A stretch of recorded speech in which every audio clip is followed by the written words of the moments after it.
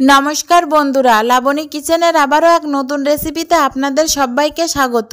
আজকে তৈরি করে দেখাবো রুই মাছের ডিম দিয়ে কালিয়ার রেসিপি। মাছের ডিম অনেকে খেতে পছন্দ করে, আবার অনেকেই করে না, কারণ অনেক সময় মাছের ডিমের ভিতরে আষ্টেগুলো গন্ধ বেরোয়। আপনারা যদি মাছের ডিম দিয়ে এইভাবে কালিয়া তৈরি করেন তাহলে কিন্তু কেউ মুখ ঘুরিয়ে নিতে পারবে না।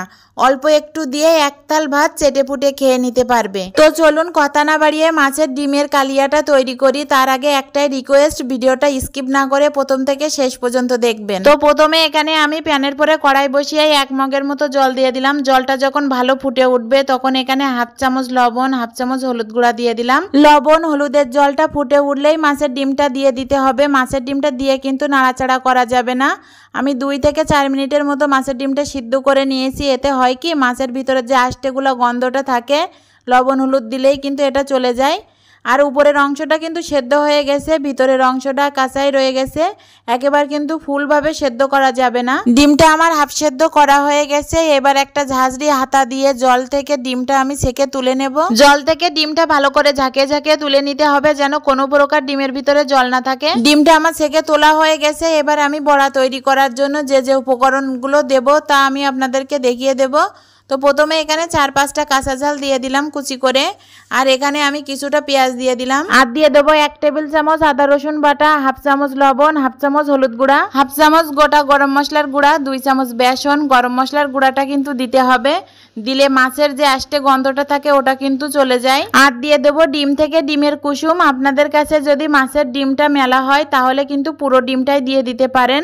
আমার এখানে অল্প ডিম বলে আমি শুধু ডিমের কুসুমটাই দিলাম। দিয়ে সম্পূর্ণ উপকরণ এবার ভালো করে আমি হাত দিয়ে মেখে নেব।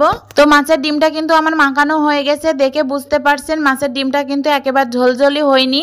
যেরকম বড়া তৈরি করতে হয় ঠিক সেরকমই হয়েছে। এবার আমি প্যানের পরে কড়াই বসিয়ে দিলাম, দিয়ে এখানে পর্যাপ্ত পরিমাণ সরিষার তেল দিয়ে দিলাম। আপনারা কিন্তু সরিষার তেলের পরিবর্তে সাদা তেলও দিতে পারেন। তো তেলটা আমার গরম হয়ে গেছে।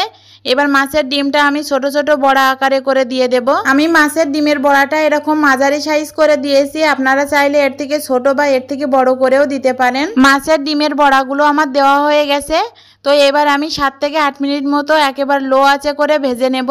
মাছের ডিমটা আমি 7 থেকে 8 মিনিট মতো ভালো করে ভেজে নিয়েছি। এবার তলের পাশটা আমি উল্টিয়ে দেব। তো দেখেন মাছের ডিমের কালারগুলো কত সুন্দর এসেছে।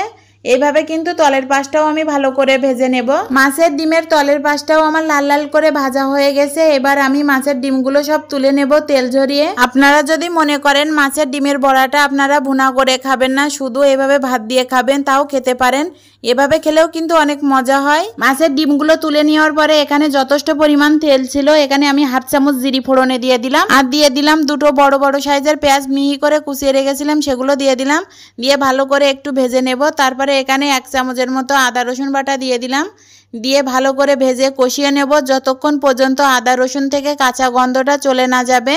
ঠিক ততক্ষণ পর্যন্ত কিন্তু পেঁয়াজ রসুনটা ভেজে নিতে হবে। আর দিয়ে দিলাম 2টো তেজপাতা। দিয়ে ভালো করে একটু নাড়িয়ে চাড়িয়ে 20 গ্রামের মতো টক দই ফেটিয়ে রেখেছিলাম সেটা দিয়ে দিলাম। টক দইটা দেওয়া হয়ে গেলে বেশ কিছুক্ষণ ধরে আমি কষিয়ে নেব, যতক্ষণ পর্যন্ত টক দই থেকে জলটা শুকিয়ে না যাবে, তেলটা উপরে চলে না আসবে, ততক্ষণ পর্যন্ত কিন্তু কষাতে হবে। মশলাটা যত বেশি কষানো হবে মাছের ডিমের কালিয়াটা খেতে কিন্তু তত বেশি ভালো লাগবে। মশলাটা কিন্তু আমার খুব ভালো করে কষানো হয়ে গেছে। এখানে আমি এবার শুকনো উপকরণগুলো দিয়ে দিলাম।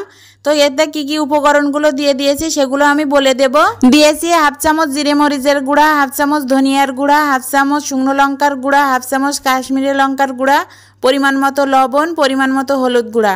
দিয়ে এই সব রকম মশলা আমি ভালো করে কষিয়ে নেব যতক্ষণ পর্যন্ত মশলা থেকে একটা ভাজা ভাজা গন্ধ চলে না আসবে, ততক্ষণ পর্যন্ত কিন্তু এটা কষাতে হবে।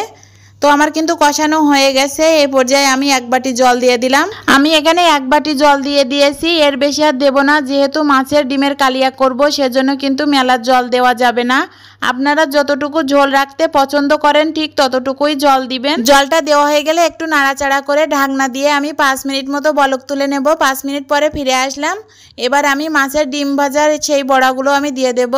দিয়ে আবার একটু নাড়াচাড়া করে 10 মিনিটের মতো ফুটিয়ে নেব। 10 মিনিট পরে ঢাকনাটা আমি তুলে দিলাম। তো দেখেন ঝোলটা কিন্তু মোটামুটি কমে গেছে।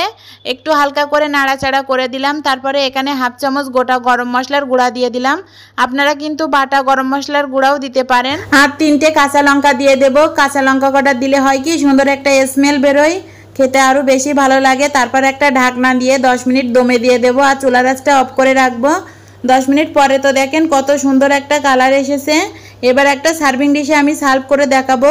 এইভাবে কিন্তু মাছের ডিমের কালিয়া তৈরি করলে জিভে জল ধরে রাখা যায় না, এক নিমিষে এক থাল ভাত খাওয়া যায়। আপনারা কিন্তু দেখেই বুঝতে পারছেন মাছের ডিমের কালিয়াটা কত সুন্দর এসেছে। আপনাদের কাছে এই ভিডিওটা যদি ভালো লাগে বাড়িতে একবার অবশ্যই ট্রাই করে দেখতে পারেন, খেতে কিন্তু অসম্ভব মজাদার হয়। তো আমার এই ভিডিওটা যদি আপনাদের কাছে ভালো লাগে অবশ্যই লাইক কমেন্ট শেয়ার করতে ভুলবেন না। চ্যানেলে নতুন হয়ে থাকলে সাবস্ক্রাইব করবেন, পাশে থাকা বেল আইকনটিতে ক্লিক করবেন নিত্য নতুন ভিডিও পেতে। ধন্যবাদ সকলকে।